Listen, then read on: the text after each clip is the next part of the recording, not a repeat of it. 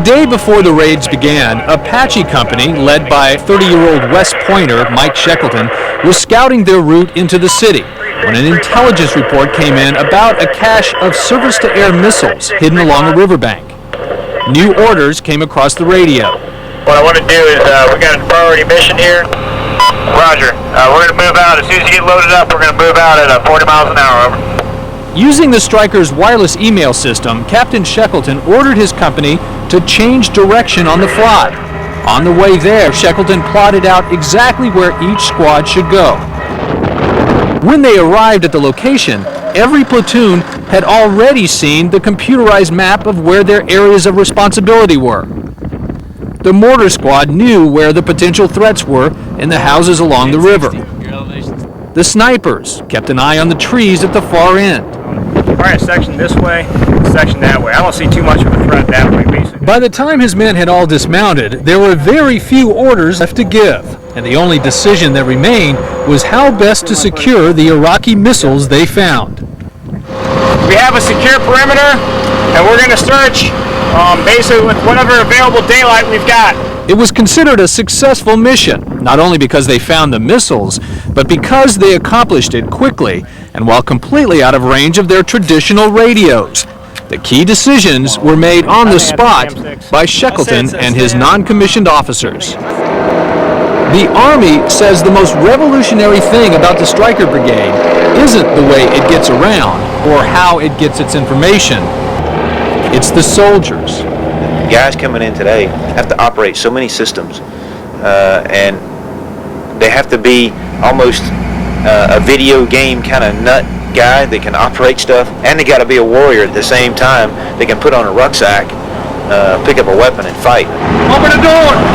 To stay lean and mean and mobile, the brigade says it demands more of its people than any other unit in any other army in the world.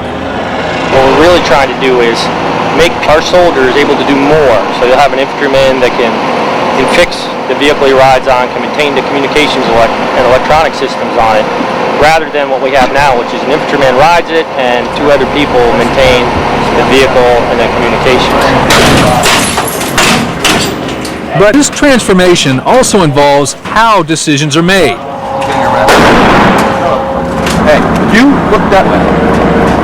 In the traditional Army, orders for almost every action have to come and go up the chain of command, a time-consuming process. Hey, get that building number, maybe a potential future target. The Stryker Brigade puts more responsibility on the shoulders of its young leaders in the field.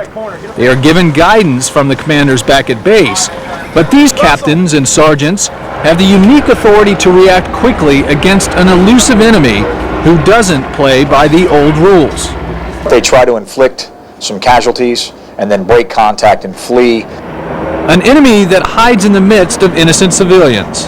We're going to have to be able to defeat him with commanders on the ground who are flexible, agile thinkers who are able to execute that, the commander's intent given to him through a digital system. The individual soldier, the non-commissioned officers, and the leaders are the ones that are transforming in the way they think and in the way they act on the battlefield. That's true transformation.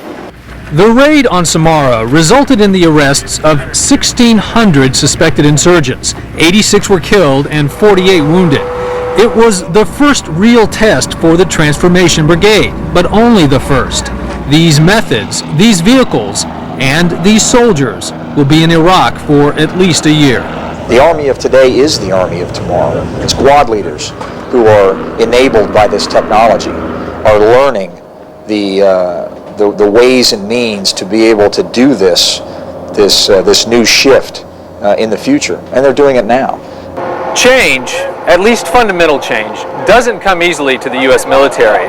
New technologies and tactics are usually adapted to help enhance the traditional ways of doing things, and that's why the Stryker Brigade is so controversial and being watched so closely.